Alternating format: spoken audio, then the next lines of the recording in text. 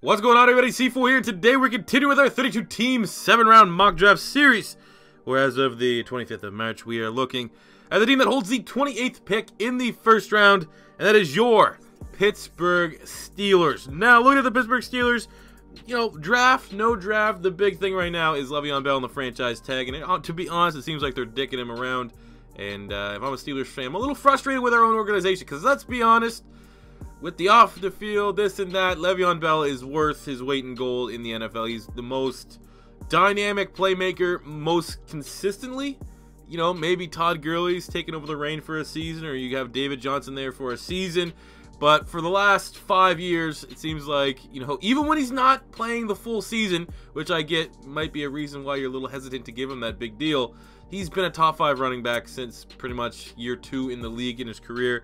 You gotta pay him. But anyways, before we jump into the mock draft, we need to look at free agency and see how that shapes out our draft. So like we said at the top, Le'Veon Bell got the franchise tag, so at least they retained him for now. And they brought in Morgan Burnett, a safety from the Green Bay Packers, who's, you know, getting up there in age a little bit, but still can produce. And is definitely, if you're looking at a straight comparison between him and maybe say Mike Mitchell, give me Morgan Burnett and his better coverage ability. Looking at what they lost, they got younger in the secondary. No more William Gay, no more Mike Mitchell. So I believe the Steelers report has come out that they, you know, wouldn't be against bringing back Mike Mitchell, but he's probably as good as gone. And they lost backup tackle Chris Hubbard to the Cleveland Browns, where you're going to assume that he's going to be their starting right tackle, which kind of sucks. Anytime you lose guys on the offensive line that could start, a little painful, because, you know, it's always nice to have that type of depth. But anyways, moving into the mock draft, starting at pick 28, we are selecting linebacker Malik Jefferson from Texas. Looking at their depth chart right now, with or without the return of Ryan Shazier at full strength, this is a good pick, because even, let's be honest, Vince Williams, not really the best starter.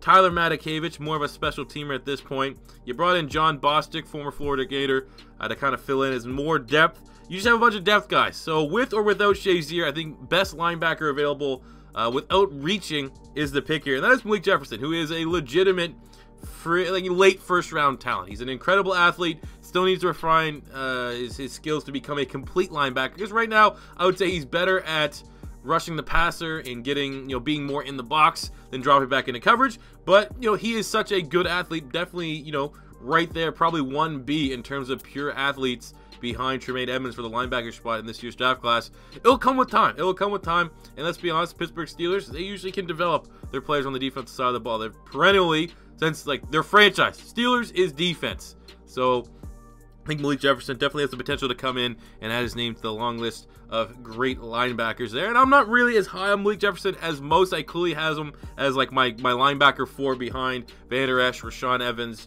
and Tremaine Edmonds. But that is no slight at him. I just think the top end of this year's draft class in terms of linebackers is very, very deep. And when you're the Pittsburgh Steelers and you now have a massive void because of, I mean, who was predicted, you know, the injury that would happen with Ryan Shazier, if in case he doesn't come back, getting a linebacker like Malik Jefferson has to be almost a must here in the first round. Jumping to the second round at pick 60, I'm going to be completely honest with you.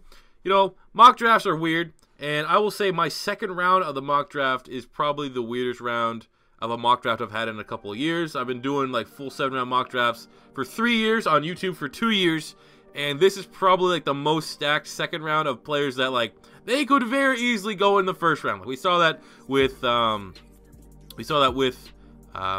Cortland Sutton going in the second round. We saw it with Darius Geis going in the second round. Saw it with Ronald Jones going in the second round. And this one here is also very surprising because he could very well go in the first round. But just how it played out with the mock draft. At pick 60, I was selecting tight end Dallas Goedert from South Dakota State. I think he's tight end 1. Tight end's been a spot that they've had average tight ends, capable tight ends, Jesse James. They brought in Vance McDonald, who's on a pretty terrible contract from the Niners. But it's time to just add that other weapon, and that is Dallas Goedert. Human highlight reel, one of the nastiest highlight reels I've ever seen from a college tight end. At this point, we didn't get to see his 40-yard dash time. I haven't seen any reports yet from his pro day because he picked up an injury at the Senior Bowl. So I don't know if he's even going to run a 40-yard dash time, but, you know, it was the speed. What does his speed look like? Or was it more so the level of competition. We're not going to really find that out. But also, it's like, how strong is he? Is he going to be able to develop as a pass blocker? And they don't really correlate, but the fact that he had the highest bench press for the tight ends at the combine is about as close as you're going to get to saying, well, he's strong. He probably could at least develop into a complete tight end by, getting the pass blocking side of things down. So I think here in the second round, the Steelers finally get an absolute animal at tight end. And just thinking about Antonio Brown, Juju Smith-Schuster, if they can keep Martavis Bryant and get that sorted out, Le'Veon Bell, and then you get the tight end, that is a complete offense for Ben Roethlisberger. He must be salivating at the mouth at that potential. Moving to the third round, pick 92. I really do like Goddard, and this third round pick I am a big fan of. At pick 92, safety Kaiser White from West Virginia. I think looking at their roster right now, Shawn Davis is solid. He was a second round pick in 2016. Solid to good, still developing. Morgan Burnett's, kind of a band-aid, if you will. I don't think he's a long-term option. But a guy like Kaiser White, I think he offers the flexibility to play. He's more natural as a strong safety, and I think he'll be listed as the second strong safety on the depth chart. But I think he has the athletic ability to play free safety. He has the coverage, the IQ to play free safety. But ultimately, you might be able to bring him in as a little bit of a money backer here as well. That's what a lot of scouts are believing, that he could actually make the transition eventually to linebacker, very similar to, say, a Deon Buchanan or a Mark Baird or something like that. And ultimately, Ryan Shazier was built like a safety. He was like 225 pounds, soaking wet, coming out of Ohio State. He was that undersized, shifty, speedy linebacker. And, you get Malik Jefferson, fine. But, worst case scenario, if things go south with Shazier, and I mean, hope to God he can come back and play football again, Kaiser White definitely has the frame to add on. Like, he's 215 right now. He could add on 10 to 15 pounds over the first couple of years of his career and make that transition to linebacker if you really need it. So that versatility on defense is what makes him so valuable, and a very nice pick in the third round. Moving to the fifth round at pick 148. We're going with my Canadian brethren here. Defensive lineman Nathan Shepard from Fort Hays State. Now, he looked really, really good at the combine. This guy is a goddamn freak of nature at 6'5", 315. Just ran over a 540, had great vertical. He literally looks like, I don't even know how to explain it. He looks like a goddamn science experiment of a football player. He's jacked. He's kind of like, I haven't seen like a physique like him since maybe like Tyron Smith when he was coming out. Ultimately, I do believe he's going to be a 5 technique and a 3-4 front, very much like, what's his name? I can't remember his name, but the NFL report has it. He looks like that more so than a 4-3 type player. And that's ultimately what we're trying to do here with the Pittsburgh Steelers, is add more depth at defensive end. Because really, after Cameron Hayward, in terms of being able to get after the passer, Tuitt's more of, he's definitely developed coming out of Notre Dame, second round pick in 2014. But I would say Tuitt's better at stopping the run and getting involved against the run than it is the pass. Tyson Alualu, the kind of bust from Jacksonville, good against the run, more so than the pass. So you need to get someone on that defensive 3 that can get after the quarterback that's not just Cam Hayward. So I think as a rookie, even though he's still a little bit of a project, Nathan Shepard can get in on a rotational front side things and be able to get after the quarterback while he develops to maybe become a starter down the road. Going to the second, fifth round pick at 165, I'm taking wide receiver Jamon Moore from Mizzou. I think looking at the roster, he's wide receiver 4. This is a good value pick. Some people have him as high as a third rounder. But look at the wide receivers, though, there is some uncertainty with Martavis Bryant. And looking towards the future, you have AB and Juju Smith-Schuster as the only guys. I think a guy like Jamon Moore, who didn't, from a 40-yard dash standpoint, definitely was disappointing. But he did look good in the other drills, testing-wise. The actual wide receiver drills, he was, kind of average, kind of middle of the park, which is why I think fifth round is probably more appropriate than the third and fourth rounds you may have seen around the web. And ultimately, again, when you look at the Pittsburgh Steelers, I think wide receiver is definitely a spot, like forward thinking, they may want to start to prepare for life. Because, I mean, Darius Hayward Bay, how much tread does he have left on the tires? Martavis Bryant, they've traded him, they're not trading him, they're keeping him on the roster, this and that. I think getting a guy like Jamon Moore, who very well could, very nicely fit in there as a wide receiver 3 for the Pittsburgh Steelers, is a good BPA type pick. Going to the 7th round to finish up the draft, they have 2 7th round picks. First up at 220, I was selecting running back Rock Thomas from Jacksonville State. Rock Thomas, once upon a time, was one of the most recruited running backs coming out of high school. Had some issues, some stuff like that. Went to Jacksonville State at 5'10", 200 pounds, 4.56 40.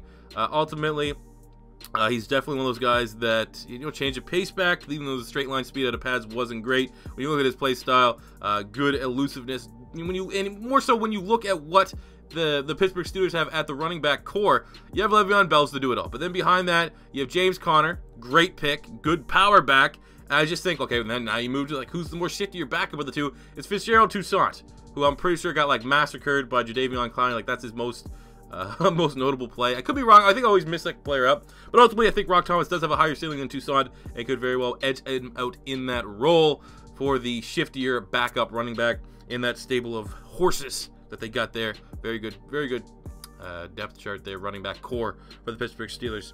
And then finish out the draft here in the 7th round, 246. I was selecting quarterback Jeremiah Briscoe from Sam Houston State. This guy here put up, I think, his Division 1A, 1AA, literally like the most insane numbers. He had like 57 touchdowns, 45 touchdown type seasons. It's ridiculous. He's an absolute gunslinger who dominated the competition. And, you know, I do think, even though it's not the exact same level, I think the success of Carson Wentz and, you know, obviously, maybe you want to go way back and start with like Tony Romo, something like that. But ultimately, looking at current football, the success of Carson Wentz, and now you might see it with Josh Allen, stuff. These smaller two quarterbacks, teams are going to be like, all right, well, let's just take a gamble on. Where before, you know, you probably would say, all right, Jeremiah Briscoe going in first round of the CFL draft, something like that. Personally, Landry Jones sucks. Let's be honest. Landry Jones is third stringer at best. I personally thought they wasted a pick in the 4th round of Josh Dobbs. That's my bias because I never thought Josh Dobbs was a very good quarterback whatsoever. So I think, why not? You need to get Ben Roethlisberger replacement, and me doing this mock draft, I don't think Landry's clearly not the guy. I don't think Josh Dobbs is the guy. So in the 7th round, why not go with a guy that has insane production, has the NFL size, has the arm talent for sure. It's just more so take the gamble that he can make the adjustment for the level of competition. And, you know, I think this is a good Hail Mary. See what I did there? Relating it to the quarterback. Uses some football lingo. He's 6'3", he's 220, he's 230.